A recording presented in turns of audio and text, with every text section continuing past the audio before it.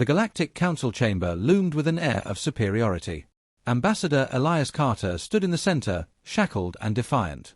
His crime? Exposing the corruption of the Council's elite. The Zorthans, the most powerful race in the Council, had grown fat off the suffering of lesser species. Carter's evidence had been damning, revealing exploitation, slavery, and resource theft.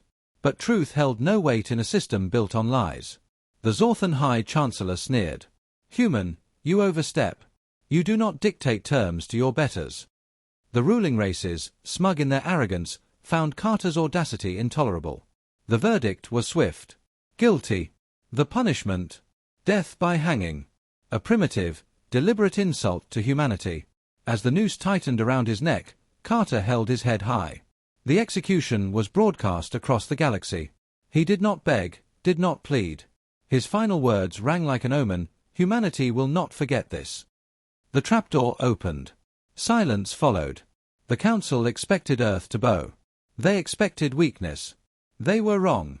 The news hit Earth like a hammer. The broadcast was meant to break humanity's spirit. Instead, it ignited a fire. Riots erupted. The United Earth Military Command convened in emergency session. Generals and politicians, once divided by petty conflicts, now stood united by rage. The world's economy shifted overnight. Factories roared to life, churning out war machines. Fleets mobilized. The skies above Earth darkened with the shadows of warships. The President of Earth addressed the planet in a speech that would be remembered for generations. "They killed one of us to send a message. Now, we send one back." There would be no negotiations. No compromises. The time for diplomacy had ended the moment the rope snapped Carter's neck. The Galactic Council miscalculated. They expected protests, not silence. 4 days, Earth ceased all communication. No messages, no diplomats, no attempts at reconciliation. The Council saw this as acceptance. It was, in truth, preparation. Deep space reconnaissance fleets moved undetected. Human stealth technology had advanced far beyond what the Council believed possible.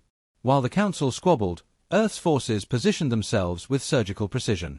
The first blow would not be a declaration, it would be an execution. The target, Zorthan Prime, the heart of the enemy's power. The attack would be swift, decisive, and brutal.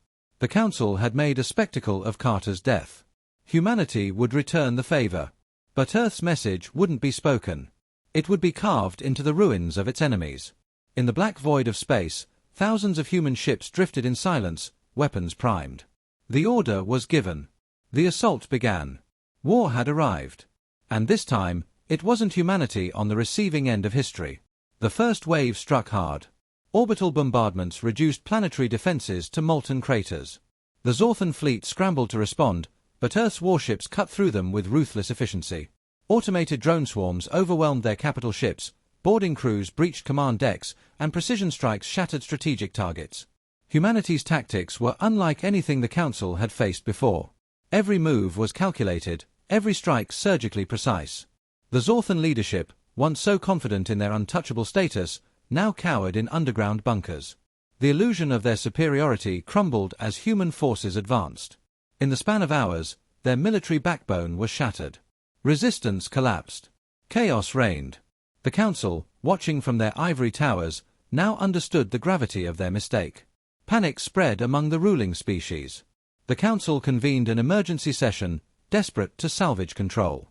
They underestimated humanity again. The war wasn't over. It had only begun. Earth's next move was already in motion. Their fleets pushed deeper into enemy territory, taking key systems with terrifying speed. Infiltration teams spread propaganda among the oppressed species, turning them against their former overlords.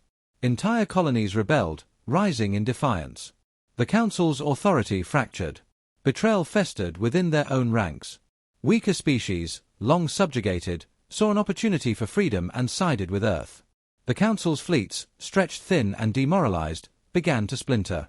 The war that started as retribution was now a full-scale revolution. Humanity's vengeance was no longer just for Carter, it was for every species crushed under the Council's rule.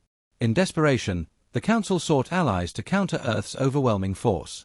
They assembled a grand fleet, the largest in galactic history, to reclaim lost territories. But humanity anticipated their every move. Earth spies had already infiltrated the Council's war room. Every plan, every strategy, was known. The Council's last hope turned into a slaughter. The final battle unfolded at the Orion Nebula, where the remnants of the Council's power clashed with humanity's unstoppable advance.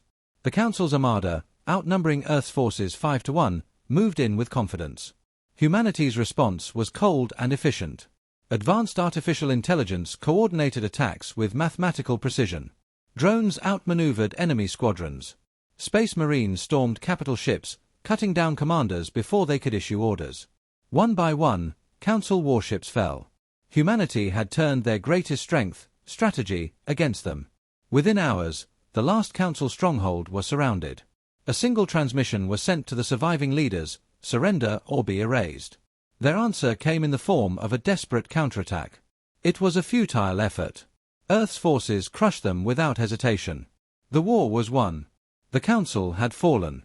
With victory secured, humanity sent a final message across the stars: this was never a conquest. This was justice. Cross us again, and history will remember your extinction. The galaxy stood in stunned silence. Earth had rewritten the balance of power. And this was only the beginning. With the war's end, humanity faced a new challenge, shaping the future. The Terran Dominion emerged as the new governing power, ensuring no empire would rise to oppress others again. Freed worlds were granted self-rule under Earth's protection. Trade flourished, technology advanced, and former enemies became allies under a new era of cooperation. Earth scientists pushed the boundaries of knowledge, unlocking advancements in medicine, energy, and space travel. Colonization efforts expanded into uncharted regions, bringing prosperity to once-forgotten corners of the galaxy. The Terran fleet patrolled the stars, ensuring stability while remaining ever watchful for new threats. The last remnants of the Council's elite attempted to regain control from the shadows. They were hunted relentlessly. Those who surrendered were tried and sentenced, their power stripped away. Those who resisted met swift and final justice. The old order was gone, never to return. Among the liberated species, a legend grew. Humanity, once underestimated, had shattered the chains of oppression not just for themselves but for countless others. Their message was clear: strength through unity, justice through action. The galaxy watched as Earth took its place at the helm of history. Some feared them, some admired them, but all respected them. The days of humanity being overlooked were over. They had proven their worth in blood and fire. The universe would never forget the day the Galactic